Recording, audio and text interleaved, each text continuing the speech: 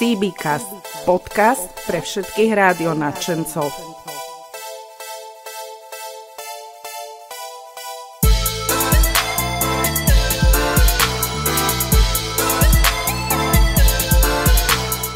Zdravím všetkých poslucháčov pri ďalšej časti nášho CBcastu. Toto je jeho 8. časť. Je momentálne, musím pozrieť na datum, 18.5.2017. Vo Windowsoch je to vpravo dole, mikrofónu, áno, díky úrad. Som trošku zmetený, pretože nahrávam z iného prostredia. Takže od mikrofónu vás zdraví Vodník Stupava. Aura 16. A Koviláp. Tak vás ešte raz vítam. Už som bol poučený, kde sú hodiny, tak som šťastný.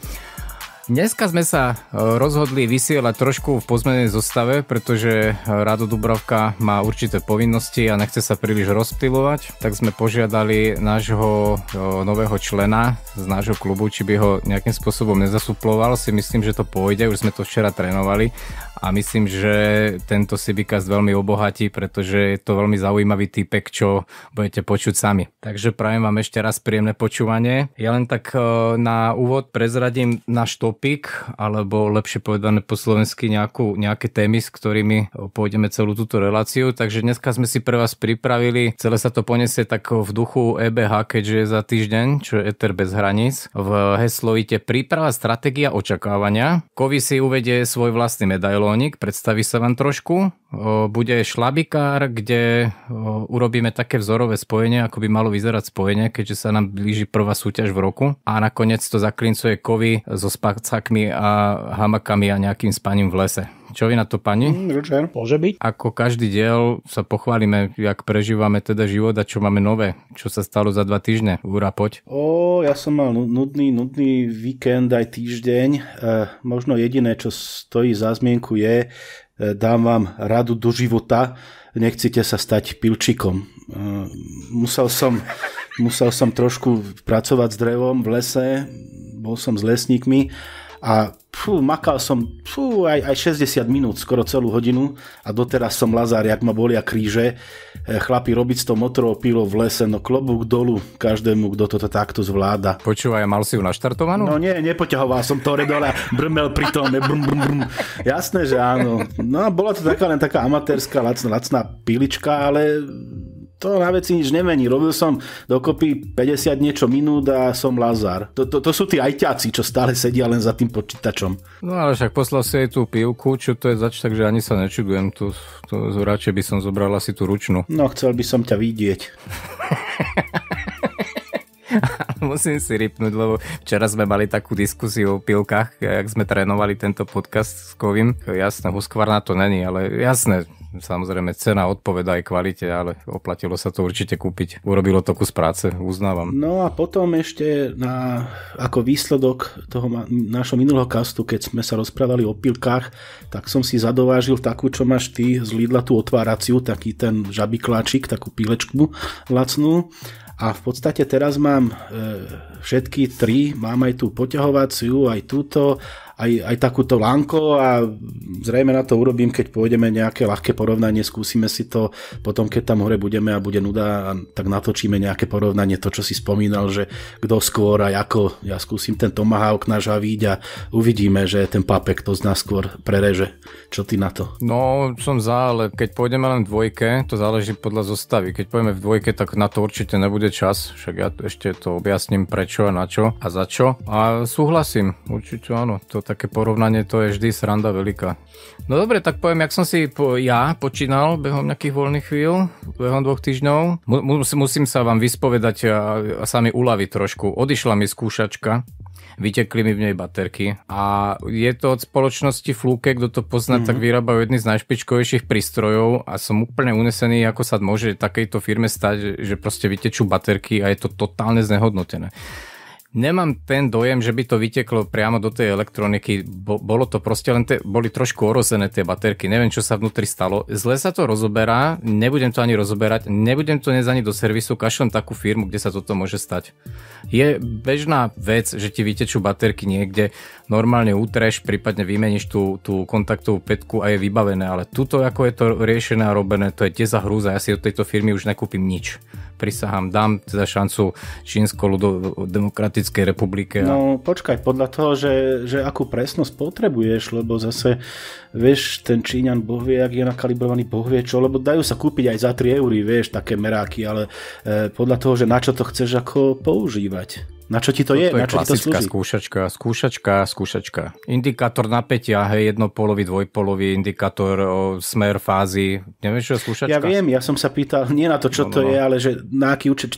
Myslel som na to, či to nemáš pracovne, vieš, ak to máš len doma nejakú srandu, tak to je fúk. No jasné, že to mám pracovne a ty si myslíš, že medzi tým čínskym výrobkom je nejaký rozdiel, je to presne to isté. Dokonca, keď zoberieš aj nejaké laboratórne meráky, mám aj z Tajvanu, aj z Singapuru alebo odkiaľ, proste zo sveta z tejto Ázie a to sú vysokošpičkové výrobky, to si zase nemyslí, že keď je niečo z Číny, tak to nutne musí byť nejaké druhoradé. To som tým nechcel povedať, mne rukami prešlo veľa skúšačiek a niektoré boli úplne teda, že na hovno, aj čo sa týka riešením, aj vnútorným zapojením, aj všetkým. Takže to je môj super zážitok z týždňa. Kovi, čo máš? No ja som v rámci mojej práce absolvoval jeden zaujímavý kurz, kedy sme mali my cez víkend 2 špecialistov britských, jedného z britskej SAS a druhého z Parakomanda, tak sme skombinovali kurz z našej akadémie. Áno, to treba povedať, že COVID dokáže zabiť človeka 2 prstami na 15 spôsobov, lebo ešte sme nepovedali, že čo vlastne ten COVID robí, rozumieš?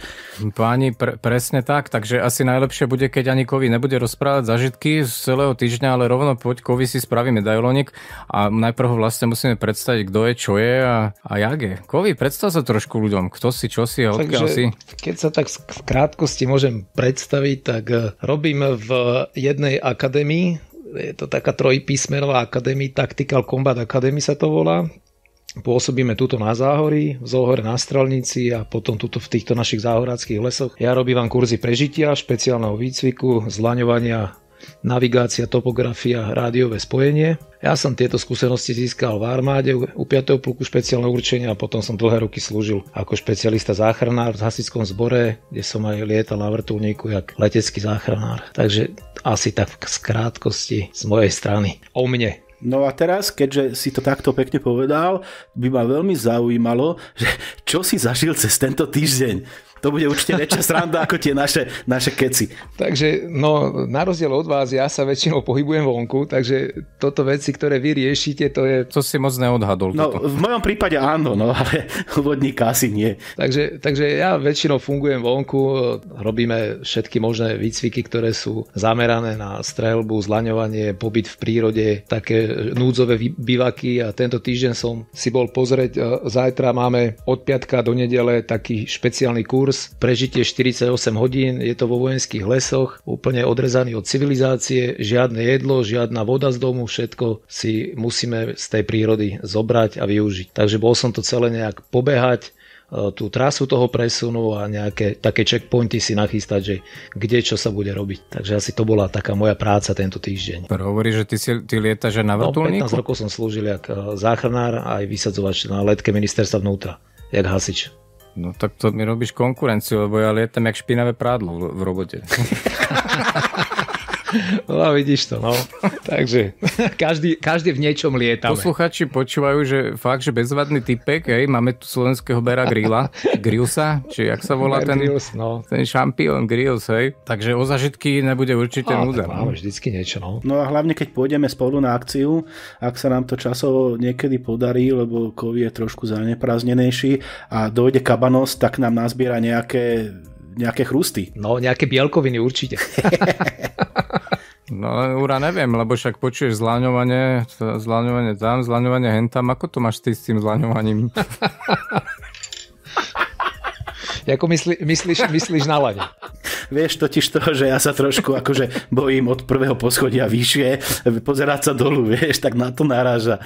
Ale vieš čo, musím zase ti povedať na margo toho, že veľakrát mám na kurze ľudí takých, ktorí mi až po tom absolvovaní povedia, Mišo, však ja som doma ani na stoličku nevyliezol a tuto ty si ma donútil zlaňovať. Ale oni to robia dobrovoľne a tým, že sú v takej nejakej partii, v tej skupine na tom kurze, tak to možno, že funguje nejaká tá davová psychóza a nechcú dať akože navonok ten strach. No však to dobre chápem. Tiež by som sa tváril presne viem, o čo tam ide. To je ten veľký psychologický efekt, že prídeš na nejaký kurz, kde si predstavený jak majster sveta, ty to tam poukazuješ a on v tebe má tú dôveru a proste získa ten pocit bezpečia, že prekoná ten svoj strach o mnoho intenzívnejšie, keby si to doma niekde skúšal na stene. Lebo my mu zabezpečíme tie podmienky také, že on má pocit bezpečia, že akýkoľvek úkol on bude robiť, tak je to istené a vidí na tých ostatných, že vlastne ani to není tak ťažké, jak to v tom prvom momente vyzerá. Áno, a potom skončí kurz a zistíte, že lana sú už po expirácii.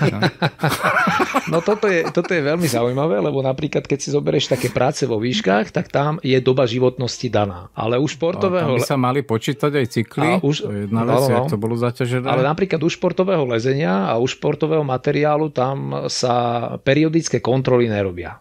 Počkaj, ale to je iný typ lana, lebo tam je dynamické lano a vy používate statické. To nevadí. My napríklad v zbore, jak záchranári, sme mali všetky možné tieto materiály, ale ja som robil aj revizáka na toto a dodneska mám teda ešte platné papiere, osvedčenie na to.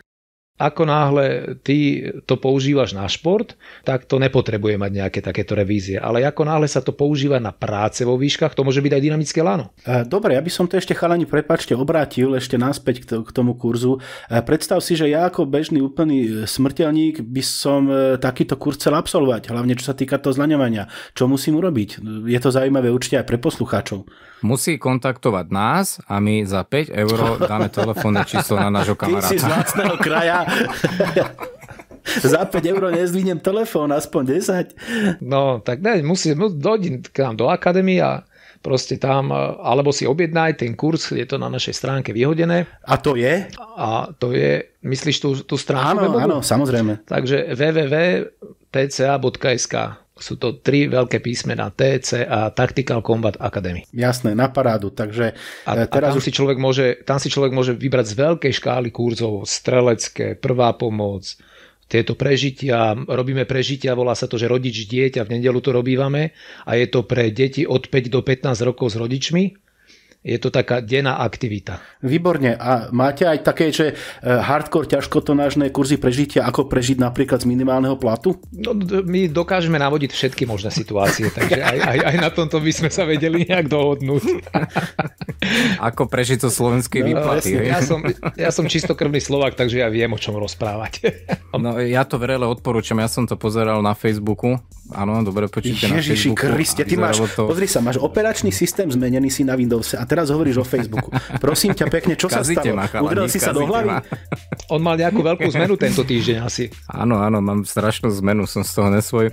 Ale fakt, že sa mi to páči, čo som tam videl na tej vašej stránke a možno si dám aj ja nejaký dárček v budúcnosti. Ako sme sa s Kovým bavili, dám si volačo za odmenu. Takže odporúčame. Tak sme sa pochválili, kto sme, čo sme a aký je náš nový kamarát Bear Grylls a poďme teda na tú našu nosnú tému, ktorá by sa mala niesť v tom duchu budúco týždňového závodu Éter bez hraníc. Tak sme si pripravili body príprava, stratégia a očakávania. Kovi, ty si už povedal, že žiaľ Bohu v rámci tejto práce, ktorá sa odohráva v prevažnej časti piatok, sobota, nedeľa, nebudeš môcť absolvovať kopec, ale že aspoň zabojuješ z nížiny však. Ja mám akurát v ten dátum mám kurz navigácia a šifrovanie, je to spojené s vysielačkami, takže ja tam budem mať partiu ľudí, ktorá bude mať vysielačky so sebou, takisto aj CB pásmo, takže my večer, ako náhle začne táto súťaž, tak my sa tam rozložíme na tej našej základni a budeme sa teraz snažiť nejak vstúpiť nesúťažne do toho. Ale ty si sa aj akože súťažne hlásil, to ani nebolo treba vlastne z tejto pozície. Potom si mi to vtedy poradil, že nemám sa prihlásiť. Ja som myslel, že si sa oficiálne hlásil. Dobre, to je parádna vec, lebo jak sme sa včera bavili, vlastne ty nám vychovávaš ďalších vstupencov našich klubových, takže toto je celkom pekná škola, ako sa do toho procesu portablového zaradiť. Áno, lebo takto to oni vlastne uvidia, jak to funguje v skutočnosti a z toho jedného miesta potom môžete počuť viacej ľudí, lebo ja im to proste umožním, aby si, keď budú mať svoje vysielačky, takisto nech si natiahnu svoje antény, ale budeme z jedného QTH vysielať. Tam si ale dajte pozor, aby ste neboli moc blízko pri sebe, vieš, ak bude jeden o meter ďalej vysielať, tak aby mu neodpalil tú staničku, čo je vedľa. Ja to navrhujem ako normálne kolektívnu vec spraviť. Dajte si expedíciu, teraz nám mu prezrať, poď ako pôjdeš, lebo keď si toto ešte stihnú vypočuť ľudia cez týždeň, tak budú na to reagovať a v každom prípade budete vzácni, pretože tí rozhodujúci ľudia, ktorí rozdávajú vlastne body, to sú domasedi a ľudia z domáceho QTH. Na kopcoch je tam doteraz prihlásených nejakých 60 stanovisk, takže určite toto je bod plus. A hlavne to spestrí aj pre vás tú akciu, lebo za normálnych okolností možno by ste chytili 1-2 staničky a tak to bude celkom živo, takže možno to tých ľudí niektorých začne živšie zaujímať, takže výborný vstup ako do tohto portable. Parada. No tak však je to dobré, že nám to akurát vyšlo na ten termín, že proste ten kurz a plus toto, to je úplná pecka. To sa tešíme spolu s tebou, že to aspoň takto vyšlo. To je bomba, no. Urá, čo mi? No, ja by som sa najprv spýtal, pretože jednak, neviem, či sme už prezradili teda, že ideme na tie záruby a áno, sme hovorili už v minulom, sme to prezradili. Není to tajná informácia, vlastne tieto lokátory a kóty sú zverejňované priamo u usporiadateľa na stránke, takže je to verejne dostupná informácia. Jasné, z tohto pohľadu mi teraz ide o to, že nie každý vie, kde to je, čo to je, ako to je. Ja sa teraz zahrám na neznalého, že kde to je, ako to je ďaleko, čo sa tam dá, nedá, pretože propagujeme do istej miery aj turizmus a v skutočnosti fakt neviem, pretože ja som tam nebol a z toho, čo som počul od teba, tak ty tú kotu poznáš, ty si tam už bol však. Nie, nebol som, to nepoznám. Tam je Ostrý vrch, vlastne je to nad Bukovou, tak ten poznám, ale úplne hore na zárubách som nebol. Čo som ja takto ako vyinternetil, tak tam je nejaká voda, nejaká priehrada a plus aj nejakú zrúcaninu som tam videl, takže to môže byť zaujímavé aj pre bežného turistu. Sú tam dve cesty, buď ideš z tej Trnavskej cesty, z Trnavskej strany, alebo ideš zo záhoradskej strany od Bukovej. My pôjdeme od Bukovej, to je tá nádrž, o ktorej si rozprával, krásna nádrž, k tomu mám veľmi taký citový vzťah vzhľadom k zamestnaniu. No a práve tam je aj tá zrúcanina, ten Ostrý vrch, ak to dobre rozprávam, že to Ostrý vrch. Áno, je tu tam blízko. Tam je tá zrúcaninka a ja neviem, asi hoďku ešte, alebo koľko je na samotný vrchol. No je to hanba, je to najvyšší vrch západných Karpat, ale nebol som tam ešte. Čo som videl z fotiek, tak je tam dosť málo miesta hore na tej špičke, je to tam skalnaté, takže trošku bude podľa mňa problém tam ukotviť antenu a stožiar. Videl som tam nejaké expedície, ktoré tam boli predtým na fotografiách, myslím, že Survival, podľa toho, jak by som to mal ako anglicky asi vysloviť. A ty tam antenu tak tiež nejak bojovali na nejakom drevenom drúku. No sám som zvedavý, ako je to výzva. Čiže klasika, budeme tam maturovať, že? Zase z antenkou. Ako vždy. Je tam veľmi málo miesta, čo je blbé. Nie je to rovné. Počkaj, je to málo miesta? To znamená, že keď sa pozriem dolu, tak pozerám do hlbočiny, chceš povedať. Hej, z jednej strany na tú trnavskú stranu tam hneď je dole zraz. Jo, tak už sa teším. To bude paráda. Prúser je podľa mňa v tom, že keď začne pršať, tak asi zoberieme aj 2 koaxiály, budeme ich musieť nejak nad seba ponapájať, pretože my tam hore predpokladám, aspoň z tých fotografií, čo som videl, my to tam nerozložíme, ten stan. Budeme musieť ísť trošku nižšie. No, rozmýšľam, že zoberiem tam aj plachtu, aby sme nad seba to mohli natiahnuť, tak uvidíme. Ja teraz pozerám na tie záruby, túto na fotke a máš pravdu, je to z tej jednej strany také ostré, takže tam potom fakt si nájsť nejaké miestečko, kde postavíš ten bivák a teda hore vylezieš na ten bivák, na ten hrebeň a odtiaľ budeš vysielať. No v prípade dažďa sa stiahneš nižšie. To ja v tom nevidím vôbec žiadny problém. Pokým není vyslovene nejaký veľmi silný vietor a neprší, tak sa skovávať netreba. A v každom prípade je to veľmi pekná kota a podľa mňa to bude zážitok. Čo sme mali asi povedať ako prvé, ako v rámci tej prípravy. My sme sa tu dušovali a ako chasali, že spravíme viacej expedícií. Ale prečo?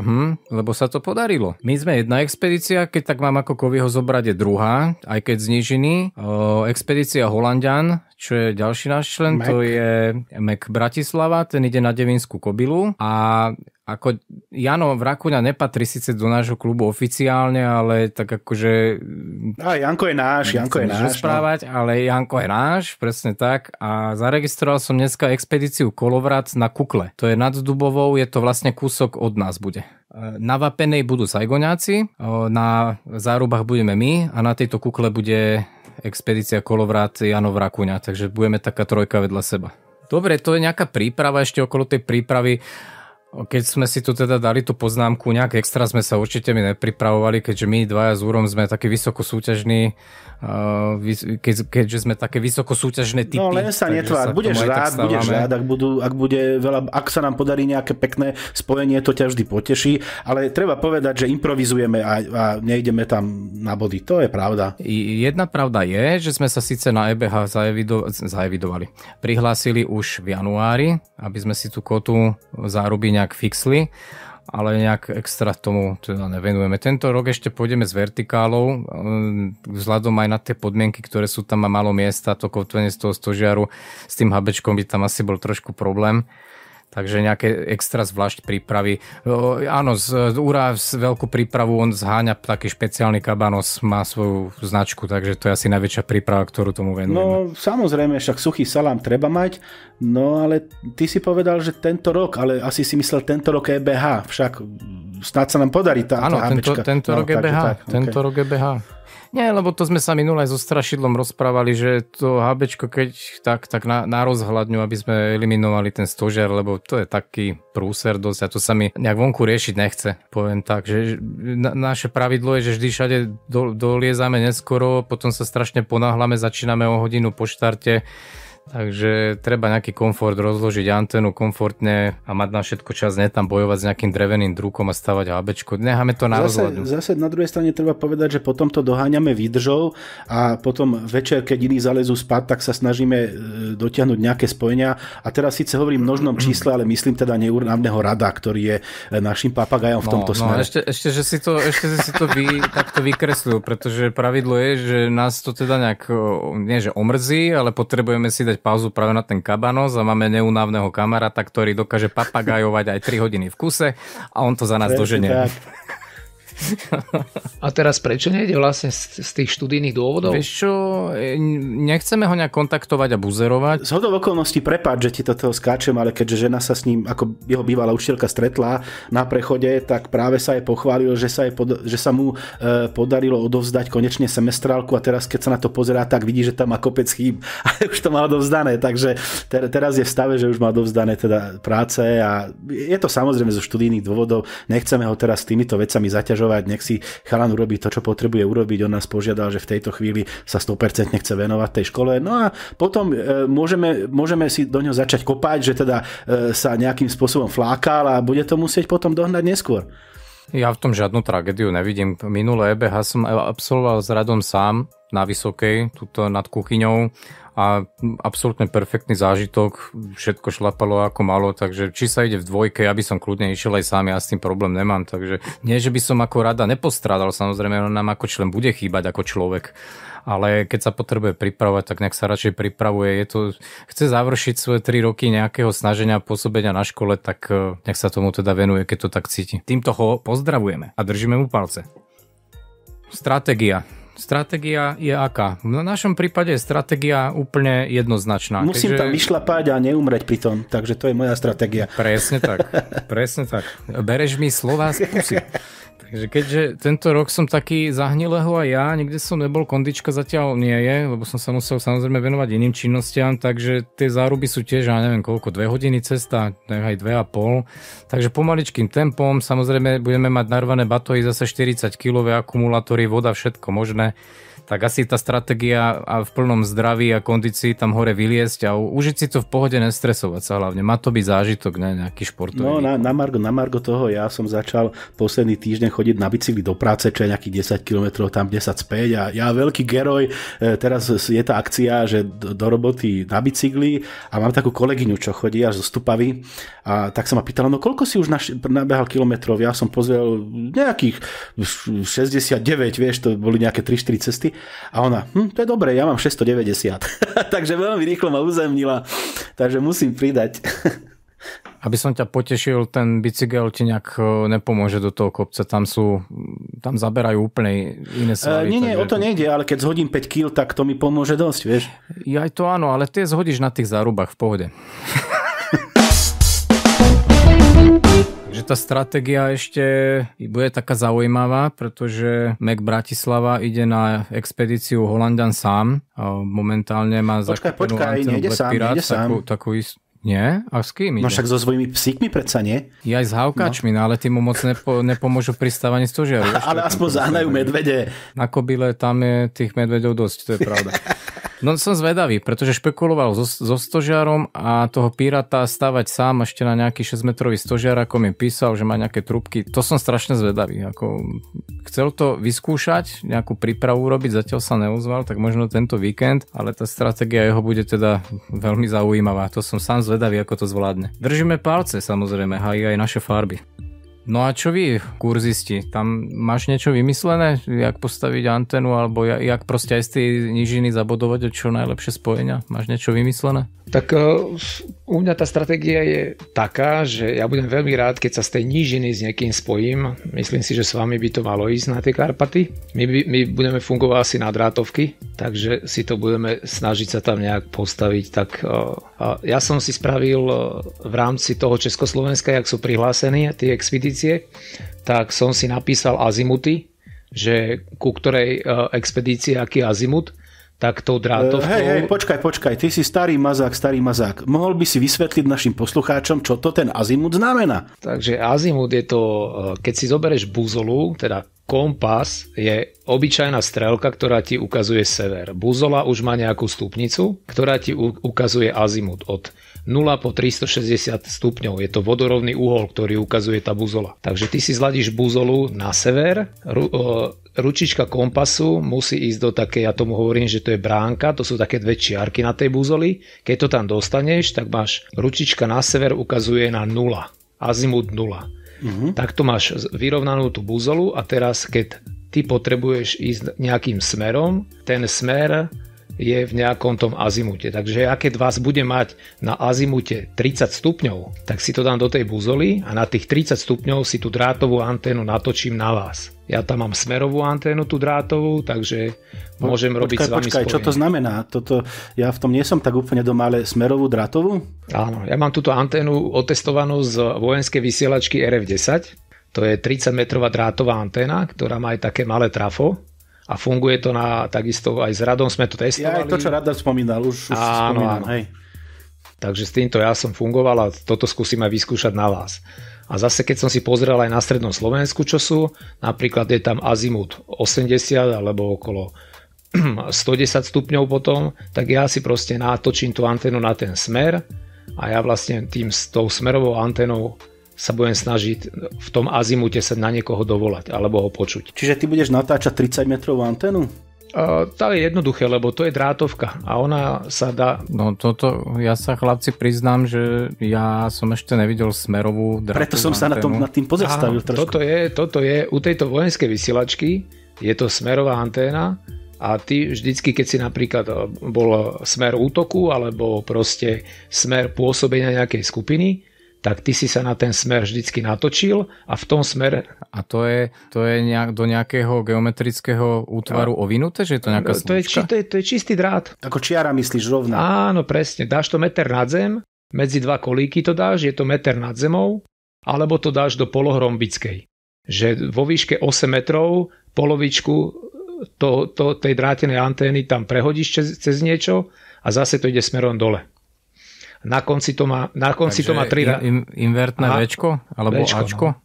Alebo Ačko teda, no tak neviem, akým štýlom to myslíš, ale normálne, keď to prehodíš napríklad v nejakej 6 alebo 8 metrovej výške cez konár, tak v polovičke...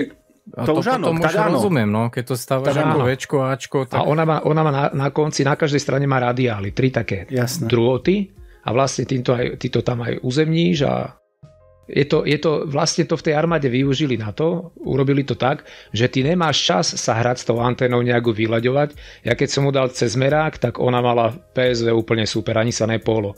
Okolo tej jedničky to stále. No to ti verím, pretože keď ju máš 30 metrov, ty máš niekoľkokrát lambda vlastne na nej, ale to není záruka ešte, že to bude fungovať tak, ako No práve preto to je akože stratégia moja, že si to skúsiť otestovať, že čo to bude vlastne robiť. Lebo táto anténa je veľmi ľahko dostupná v bývalých army shopoch a proste ja to potrebujem nejak tak laborovať, že budeme mať samozrejme aj normálne antény, mám tam Sirio 27, dám hore, my tam máme takú cvičnú väžu, kde sa zlaňuje, takže si ju namontujem hore, jak to mám na baráku na komíne. To je tá krátka, aj 3/4 metra zložená. Takže zase aj to vyskúšame. Potom možno, že tí kurzisti si takisto prinesú nejaké vlastné drátovky, alebo som im do mailu napísal, aby si teraz zobrali všetko, čo používajú a čo majú k dispozícii. No vidím, že vy ste veľký fičurinie a vidím aj to, že najbližší nákup klubový bude analyzer. Presne tak, lebo takto je to nejaký pokus omyl, ale asi to budeme musieť namerať. Mňa tá anténa, o ktorej už básnila aj Rado, veľmi zaujíma, pretože vymýšľam niečo ja k sebe nejak na chatu, už tam síce mám zabaštrngové nejaký stožiar, ale toto vyzerá pomerne ako dobre podľa toho, čo hovoril Rado, že čo sa mu podarilo, aké spojenia. Takže, čo by ma ešte zaujímalo je, že koľko to váži. 30 metrov to je dosť veľký kus drátu. To je veľký kus drátu, ale keď to zoberieš, tak do takého väčšieho váčku sa ti to zmestí. To je v takej cievke navinuté a to nemá pol kila určite. Ty vole, tak to je normálne, že aj na portable dobre. Ja si toto vôbec neviem predstaviť, o čom sa bavíme. V každom prípade to odfoť, zverejníme to, aspoň to aj posluchači uvidia. Ale jak si to predstavujem ja, tak to popiera všetky fyzikálne zákony. Popiera to všetko, čo o tom my vieme. A to zase nie sú až také hlboké znalosti, treba priznať, ale aj ja mám celkom pochybnosti. Lebo môžem vám povedať, ja mám tuto za barákom taký kopček a ja keď si to tam natiahnem a dám to v smere na Bratislavu a ja chytám od mojej úrovne až po sitinu tunel kamionistov a tí mi odpovedajú celý čas po tej dráhe. A to sa čudujú, že jak je možné, že tak môžu dobre so mnou komunikovať, keď oni medzi sebou už keď sú ďalej, tak sa nepočujú. Dobre, oni používajú klasické magnetky, to je jedna vec a sú v pohybe, to je ďalšia vec, ale to nie je nejaký zázrak.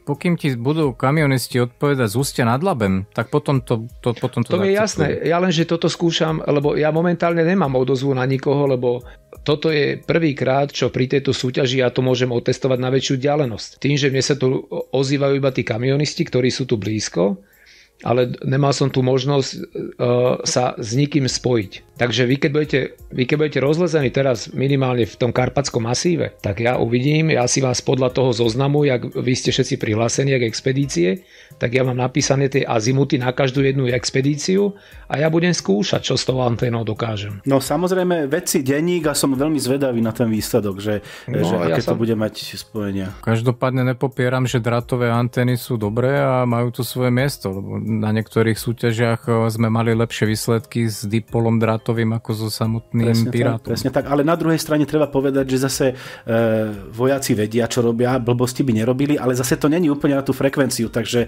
neviem, som veľmi zvedavý. Ja som čítal, jeden Čech to robil, aj to má nafotené a vďaka tomu, že tam je to trafo, takže to bez problémov prechádza z tej antény. Aj donútra, aj von. To asi nebude trafo v pravom zmysle slova ako transformátor, ale nejaký transmač. Určite nie, trafo to není. Tak fajn, to je dobrá správa. Bude veľký test. Dúfam, že Mekovi sa podarí ten pirát postaviť a bude sranda veľká. OK, očakávania. Máme veľké? Ura, čo máš, aké očakávania? No, ako sme hovorili, dostať sa tam pre mňa bude taký prvý zárez na pažbe, že teda super, hlavný cieľ som splnil, že som niekde v strede som neodpadol a nezožrali ma vlci. A čo sa týka očakávania priamo akože z akcie, tak priznám sa ti, na toľkých akciách som nebol, aby som si teraz v hlave to rozložil, že s kým a kde a jak sa budem chcieť spojiť. Uvidím, čo príde. Ja budem spokojný s každým spojením. A keď som trebárs bol tam hore sám na tej kopie, mal som spojení len nejakých 7, ale vôbec mi to neubralo nejak na entuziazme. Nejdem tam preto, aby som sa dokričal ku každému. Skôr je to o tom, že idem na nejakú aktivovať kotu, kde som ešte nebol. Pre mňa je to úplne nové miesto. podľa fotiek, čo boli na internete, sa tam veľmi teším, to je taký ten turistický pohľad. A čo sa týka akože takéhoto klubového cieľa, priznám sa, že ja v podstate žiadny nemám. Ak sa nám podarí všetko zapísať a nakoniec to spraviť denník, ktorý bude mať hlavu petu, tak pre mňa je to úspešná akcia. No za mňa skôr očakávania by som zmenil na zbožné prianie, a to je, aby nebola búrka, aby to bolo bez dažďu, lebo v prípade búrky chlapci, akože strach je veľký a opúšťam kotu a bežím dolu. To je jasná vec, ako predsa nebudem slúžiť ako aktívny bleskozvod. A moje očakávania, priania sú také, minulý rok, jak sme tam s Radom vyliezli na tú vysokú, je pravda, ja som prvýkrát tedy absolvoval EBHčko, ja som sa týchto súťaží predtým nezúčastňoval, vo mne to zanehalo veľmi pozitívnu energiu a ten priebeh bol taký, že jak sme sa tam vyštverali, postavili sme anténu, mali sme na pláne, jak si opečeme, grill a tak, jak sme rozložili tú anténu, zapli rádio, tak my sme sa od denníku nepohli. My sme na nič nemali čas, proste my sme ceruzku pustili z ruky o 2:30 ráno. Takže dúfam, že sa to poniesie presne v tomto duchu a že tých spojení bude veľa a že budú hlavne zaujímavé spojenia. Tam sa to potom o polnoci otvorilo aj na Košice, to bolo veľmi pekné. So strašidlákom sme vtedy spravili, síce také vydreté spojenie, dosť na Čechy sme robili jeseníky, dosť ďaleké spojenia boli aj niekde na tie západné Čechy. Takže ja dúfam, že to bude minimálne tak dobré ako minulý rok. Ale zase špekačka, oheň treba, aj bahňák, to zase nemáš tak brať, že teraz, vieš. Nehovorím, že nie, ale tým som chcel naznačiť, že moje očakávania sú také, že to bude živé. Hej, že nemáš núdzu o spojenia. Čo minulý rok bol fantastický, to bolo veľmi dobré. A koľko vtedy bolo expedícií, nevieš zhruba? Ja som si aj chcel pozrieť ten minuloročný denník, ak som to nestihol. Neviem ti povedať, koľko bolo expedícií, ale hovorím, o spojenia núdza nebola. Tam to zhaslo o 2:30 ráno a štartovali sme, ja som ani spať nešiel, rád do chvíľu spal, o nejakej 5:30 už to išlo, tam potom začali takí českí kolečkári niekde v Ostravsku alebo z tej Karvinej niekde okolo, takže tí začali s nami robiť spojenia, bolo veľmi živo, musím to pochváliť. Ináč nám aj snežilo, pršalo, také ako jemné, nezmokli sme, takže bolo počasie všelijaké, ale bolo to romantické a tá príroda, pre mňa je to hrozná pračka mozgu, to je proste bomba. Pre mňa je to hrozný úlet z toho stereotypu, ktorý žijem a veľmi sa na to teším. A ty, čo si nezažil, ty si s nami ešte nechodil, tak to je vlastne súťaž na tú českú stranu.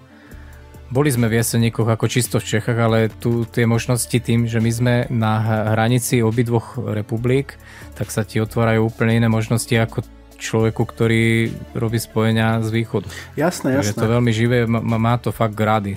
Túto súťaž mám asi zo všetkého najradšej. A čo po tej technickej stránke? Berieme zase ten lodný hák, alebo na čo to postavíme, toho Piráta? Určite áno, bereme ten priťahovací lodný hák.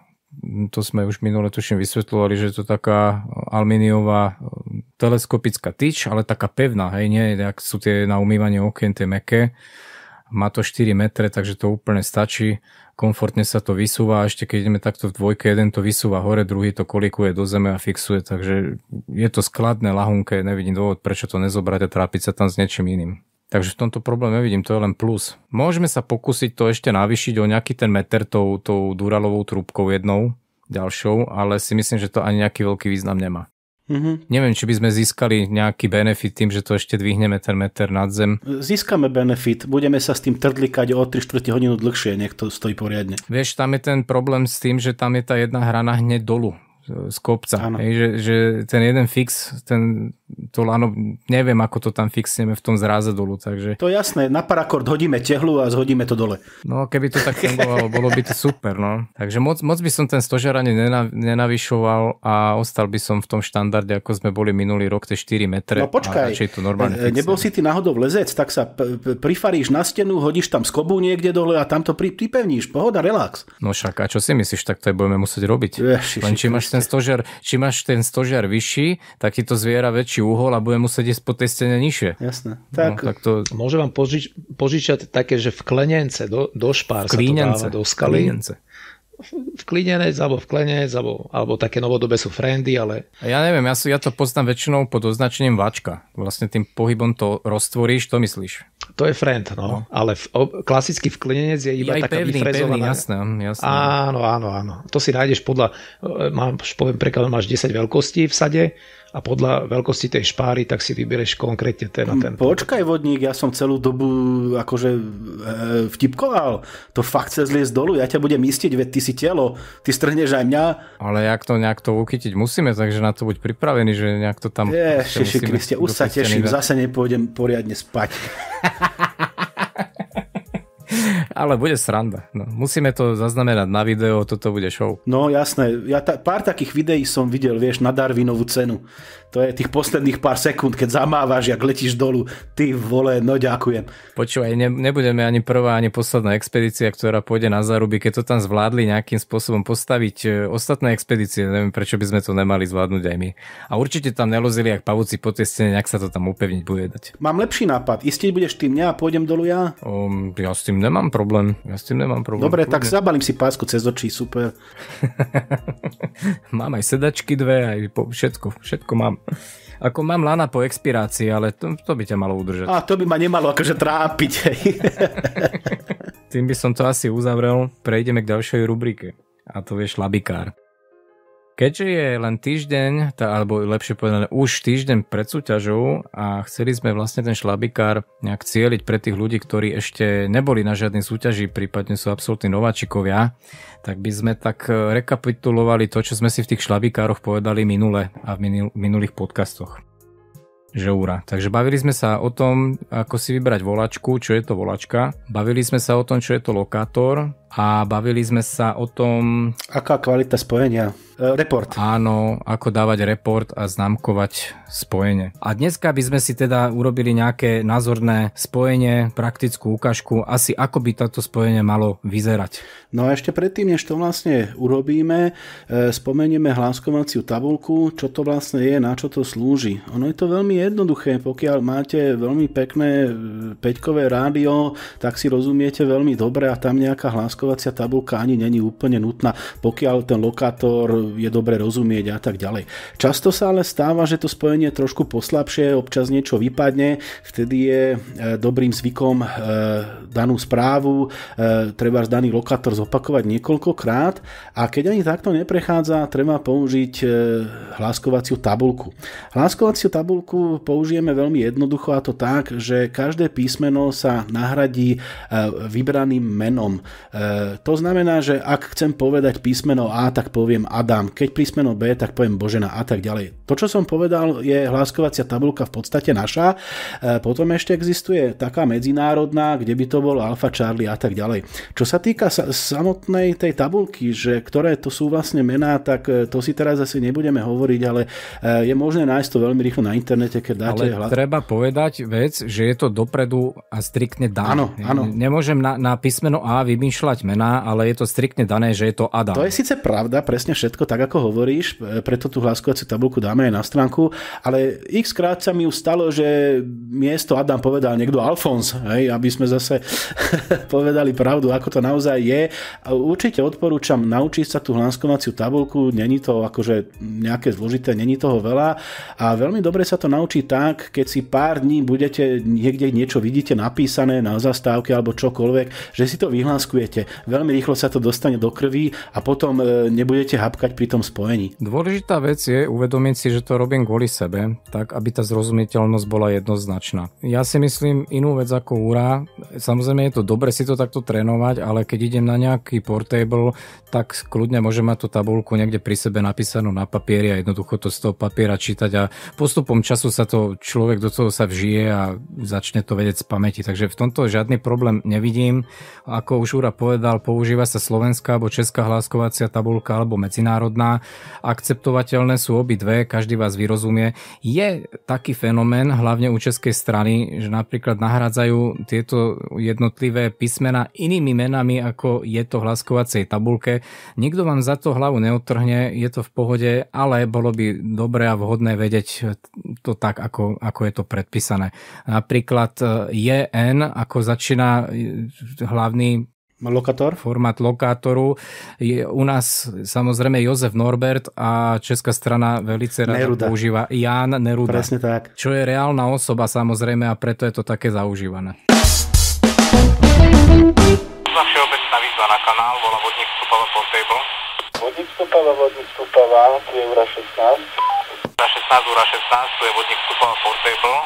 Report pre teba 57. Pobral si? Vodník Stupava, pobral 7. Pre teba je report zrkadlo takisto 5-7.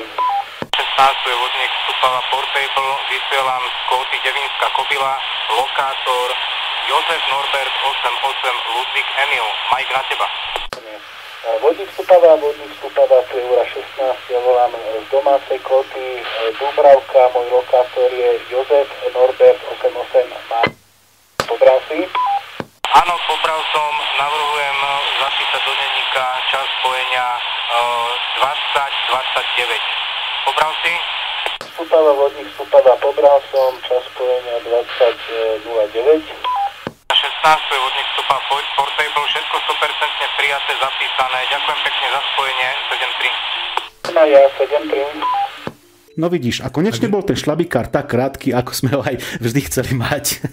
V podstate áno. Aj toto vzorové spojenie, ktoré ste práve počuli, je vzorové. Nikto vám hlavu neodtrhne, keď to bude trošku ináč a bude to mať nejaké výchylky, ale spravidla by to asi takto nejako malo vyzerať, aby proste v tom eteri bol poriadok. Ak hovoríme o súťaži, samozrejme, keď počúvate nejaké kolečka, môžete sa pokojne pridať aj k tomu, aký bol futbalový zápas. Teraz ale samozrejme vravíme o súťažných spojeniach. V rámci nejakého portable sa môžete rozšíriť aj o údajoch, akú stanicu a akú anténu používam, ako ste to počuli v ukážke, a prípadne nejaké počasie a nejaké takéto informácie.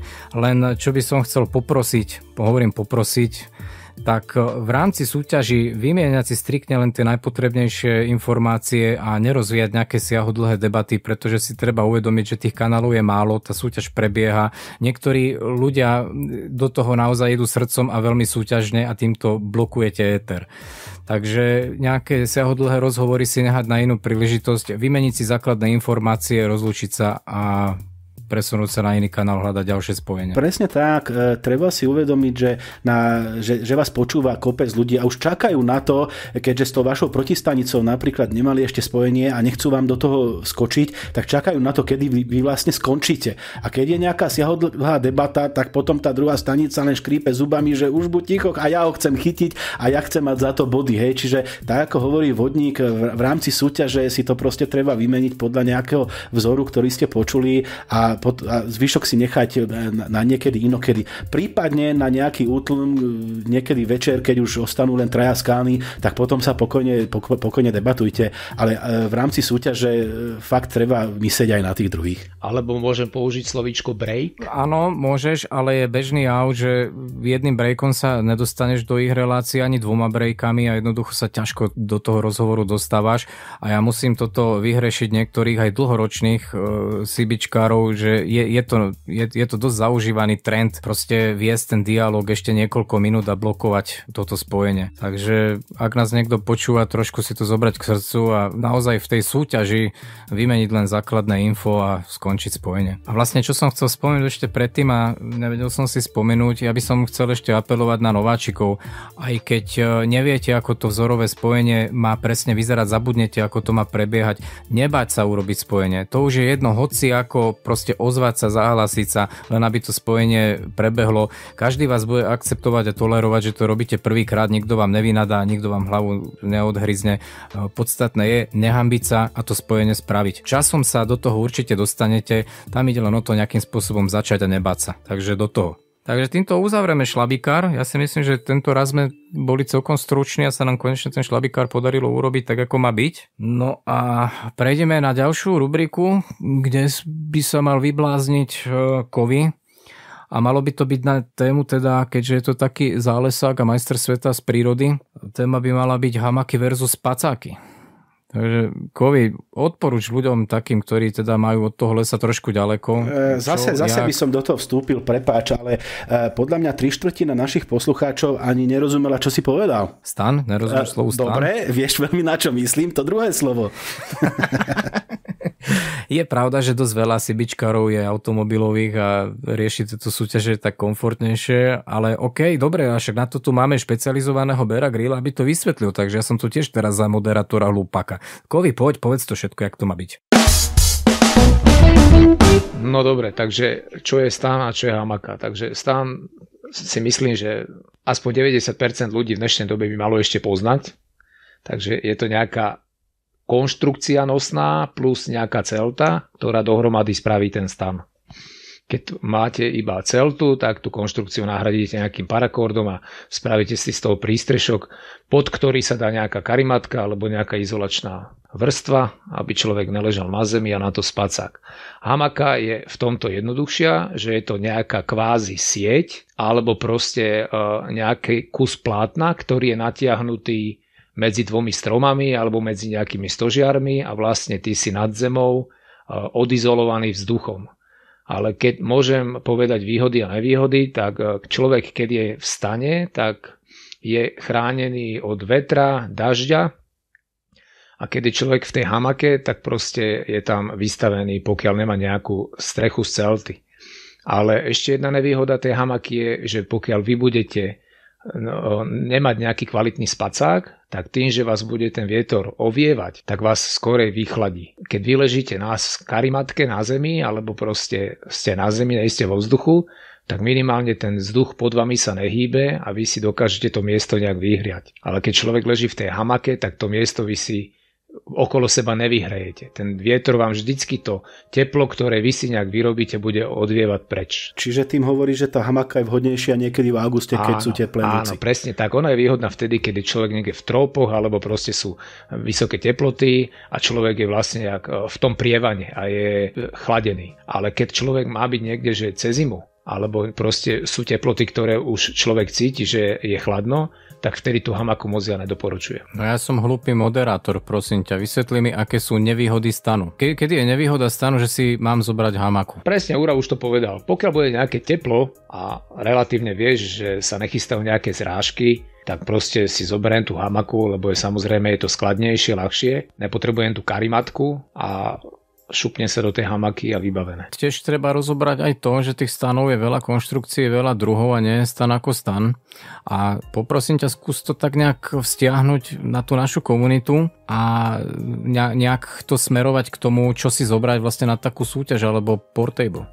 Tak tí, ktorí sú trošku takí akože nepotrebujú toho komfortu veľa, tak si myslím, že tam stačí nejaká karimatka, spacák a nejaká dobrá celta. Plus nejaký ten parakord, to je teda nejaká tá šnúra, s ktorým si ja natiahnem tú celtu nad hlavou a budem proste chránený voči nejakej rose ráno alebo nejakému dažďu. Hamaka má podľa mňa jednu zásadnú nevýhodu v tom, že je, jak to nazvem, jednomiestna. To znamená, ak chcem ísť s manželkom v stane, rozumieš, tak ten stan má predsa len nejaké výhody. Tak minimálne tú intimitu tam nejakú zachováš.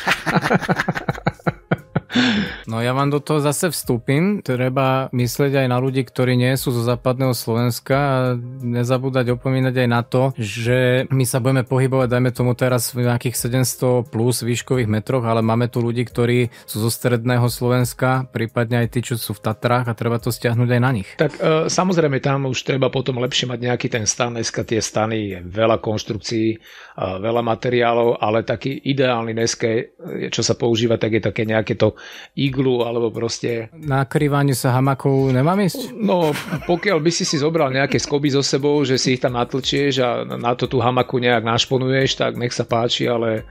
Tam by si... No bolo by ti zima, ale vedel by si to natiahnuť vnútri v chate, rozumieš? Klinec do steny a ideš. Napríklad taká Štefanička pod Ďumbierom chata, tak tam by sa to dalo. Medzi zárubňami určite. Tam to doporučujem, ale takto v otvorenom priestore tá hamaka je fakt akože to z vlastného aspoň nejakého takého hľadiska, ja by som do toho nešiel určite. No ja to teraz dosledujem u tých novodobých zvaných či už preperov alebo bushcrafterov, teraz sa tí zálesáci volajú bushcrafteri. Je to strašná móda. Proste hamaka je momentálne veľký hype a každý má hamaku a chce spať pod hamakou. No takto ešte, tá hamaka ona má jednu ešte veľkú výhodu, pokiaľ ty si zase ale v tých tropických krajinách, lebo pokiaľ ty ležíš na zemi, tak všetok ten hmyz ti vlezie do ucha a do iných príjemných otvorov, takže keď si v tej hamake, tak si vlastne ty mimo pôsobenia toho hmyzu minimálne ten, ktorý lezie po zemi. Samozrejme, ten lietavý hmyz, to si nepomôžeš. Na to je dobrý stán. A treba povedať ale ešte jednu vec. A pre mňa, čo je teda tá zásadná výhoda, čo sme nespomenuli, a to je to, že keď niekam ideš, šlapeš, tak ideš umrieť a každé kilo by si najradšej zahodil za seba a váha toho stanu versus tej hamaky, to je nezanedbateľný teda pomer. Ale zase dneska, keď zoberieš, tak aj tie stany, to nie jak bola, kedy tie áčka, ktoré mali tie hliníkové tyče a proste bolo to neskladné, nedalo sa to vpratať nikam. To je jedine fakt, že keď si šiel autom a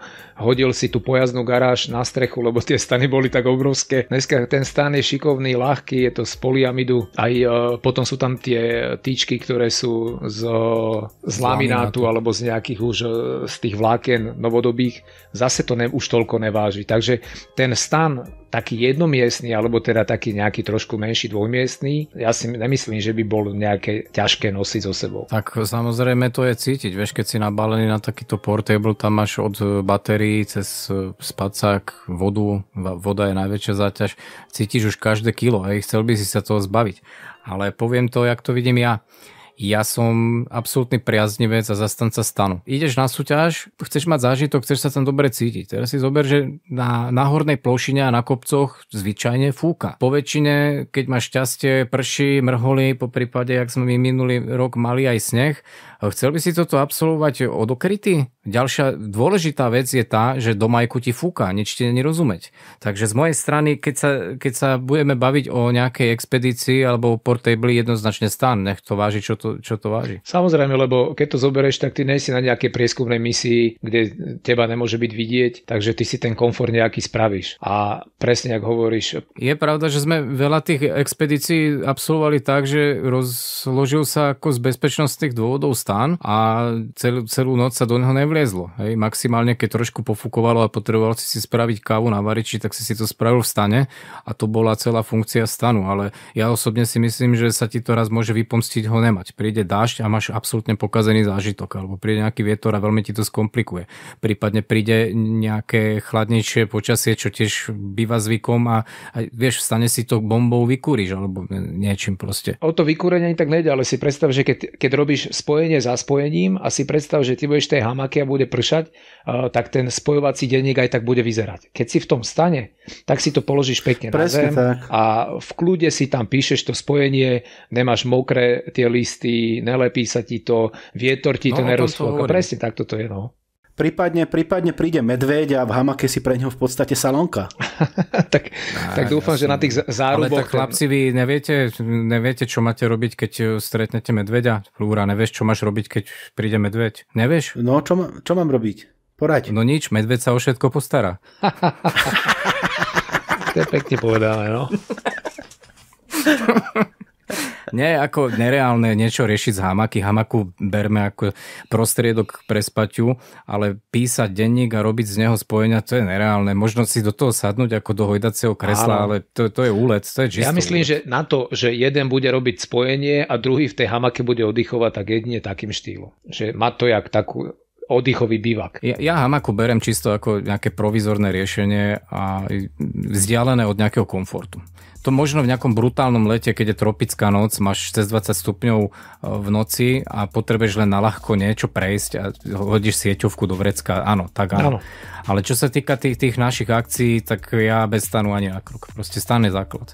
Presne tak. Ja by som takisto riešil to týmto štýlom, že ten stan, zase hovorím, není to tak ťažká záležitosť. A keď si zoberete, že vy pôjdete niekam dvaja, no tak dobre, ty bereš anténu, ja berem stan, alebo takýmto štýlom sa nejak vyvážime. Presne tak. Za ďalšie, neviem, ako sa v tej hamake spí. Ja som ešte v hamake nespal ani neležal.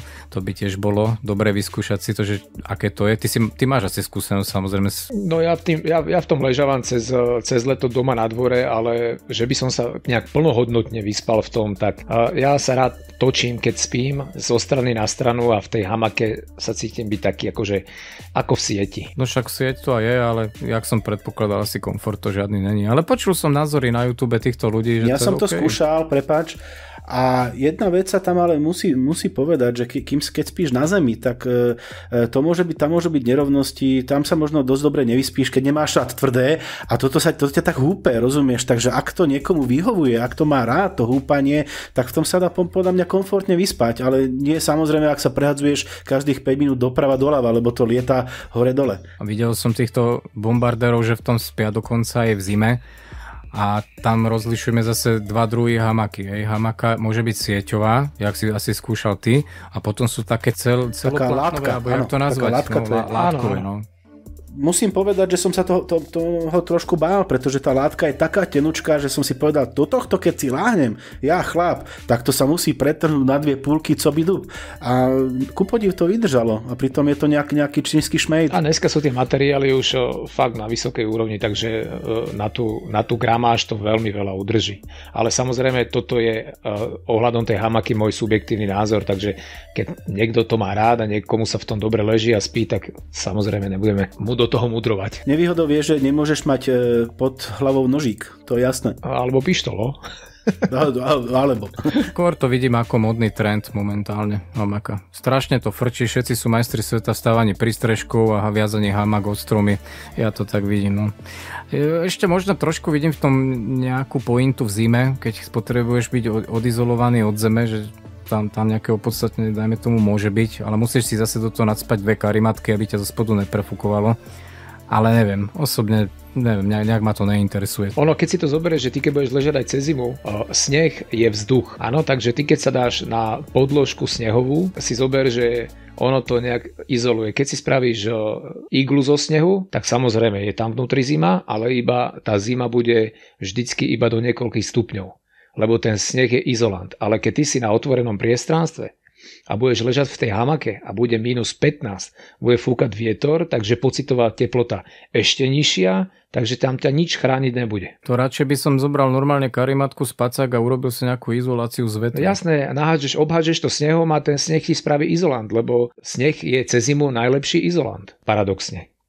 Ešte k tým spacákom by sme sa mohli vrátiť. Veľa ľudí... To je podľa mňa samotná téma toto, na samotnú tému. Presne tak, to je. O spacákoch môžeme rozprávať, s tým mám dosť bohaté skúsenosti aj ja.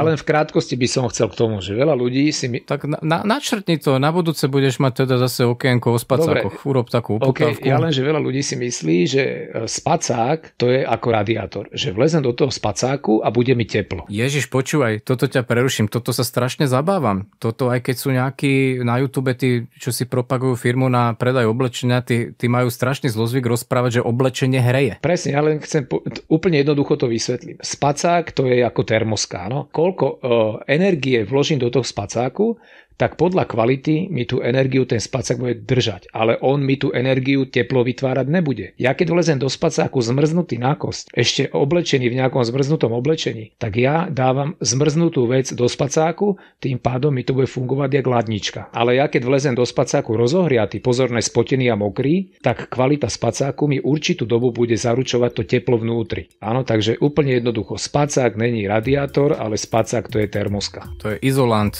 vlastne, ktorý akumuluje to nami vytvárane teplo. A to ste ma zahriakli, že zima vstane alebo teplo vstane, ale vlastne tento istý efekt máš vytvorený aj v stane.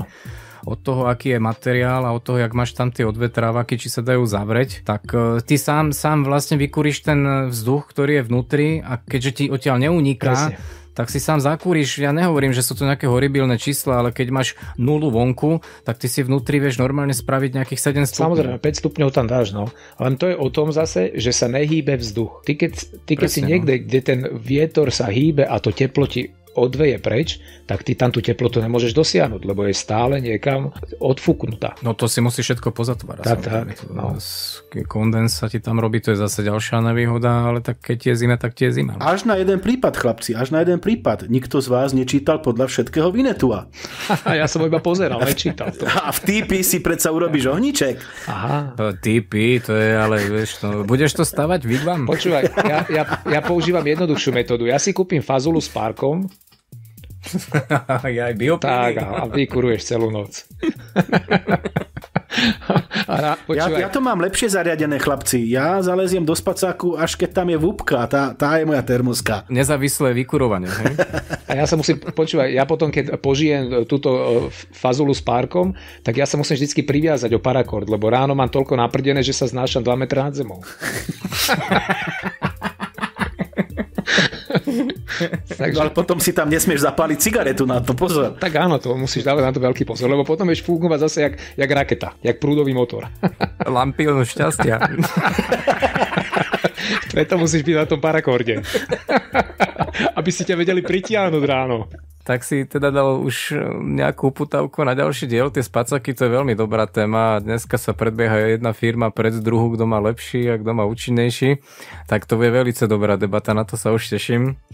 Čas nám pokročil, takže toto sme vyčerpali, čo sme chceli povedať. Poďme teda na záver. Pár slov ešte pre DBH, tak si zaželajme všetci veľa spojení, veľa šťastia. A jednu vec by som chcel ešte povedať. Boli také dotazy na nás viacerých zdrojov a ohlasy, že či by sme nemohli trošku vstúpiť do duše a apelovať na ľudí, ktorí viacej kúria, ako by mali. A teraz sa nemyslí v spacáku, samozrejme. Áno. Každý pochopil, o čom rozprávam.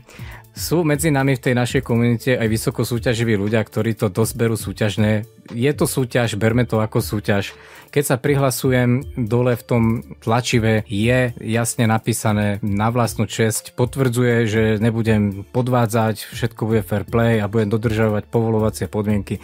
Ja by som týmto strašne chcel vyzvať všetkých účastníkov závodu, aby nekúrili, je dosť teplo, už je máj a keď tak chcú robiť nejaké testy a otestovať si niečo, aspoň sa do toho majku ozvať, že toto je nesúťažné spojenie, lebo naozaj niektorých ľudí to vytáča a ja im dám tak trochu za pravdu, že je to dosť nefér. Chlapi, a treba povedať jednu vec. Stačí sa pozrieť trošku na tie spojenia a je to úplne jasné. To není niečo, ako keď podvádzaš v škole a napíšeš ten test proste s nejakou pomôckou. Tam sa na to nepríde, ale tu keď sa na to znalý človek pozrie, tak je to na prvý pohľad jasné. To znamená, my viac menej presne vieme, o koho ide a vedia to všetci. Takže to je do istej miery aj to, čo si o vás ten zvyšok sveta myslí.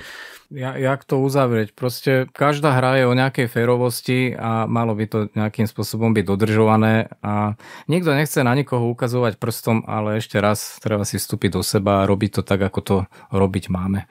Robíme to hlavne pre radosť, robíme to kvôli dobrému pocitu a nie pre nejaký diplom, ten až tak není dôležitý, si myslím, a narúšať nejaké vzťahy a dobrý pocit s tým, že potočím viacej gombík, si myslím, že sa v tomto prípade neopláca. Takže buďme fér, zaprajme si hlavne dobré počasie a nech to letí. Tak. Pekné záverečné slovo. A poďme na naše outro. Veľmi skrátke, než pôjdem do outra, ja chcem poďakovať Kovimu, jak sa skvelo zhostil úlohy našej trojičky.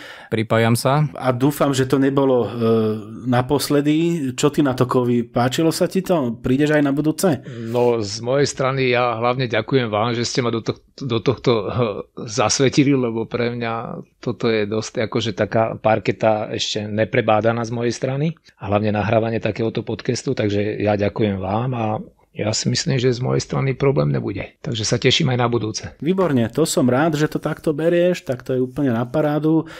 Veľmi skrátke, kde nás nájdete, www.cb.pmr.sk. Tam si nájdete náš podcast, všetky informácie tam k tejto osmičke dám, čo sme si hovorili, budú tam nejaké fotky, linky, budeme sa snažiť dať tam všetko, pretože už sme párkrát dostali po hlave, že sme o niečom hovorili a nakoniec sa tam link alebo fotka neobjavila, takže takže dáme si na to pozor. A pokiaľ nás počúvate napríklad na iTunes, by som poprosil, ak vám to nebude robiť ťažkosti, že by ste nám dali nejaké hodnotenie, to nám dosť pomôže. Facebook, YouTube a tak ďalej, ja si myslím, že to netreba stále opakovať. To je z mojej strany všetko. Keď si zabrúsil ešte do toho, jak vždy nasľubujeme, že dáme linky a nakoniec ich nedáme, tak ja ešte tie linky spomeniem. Čo sa týkalo tých nožov, tak som slúbil 3 youtuberov, ktorí sa nožom hodne venujú a sú v tých nožoch majstri sveta, takže jeden starší pán sa volá Matejka 55.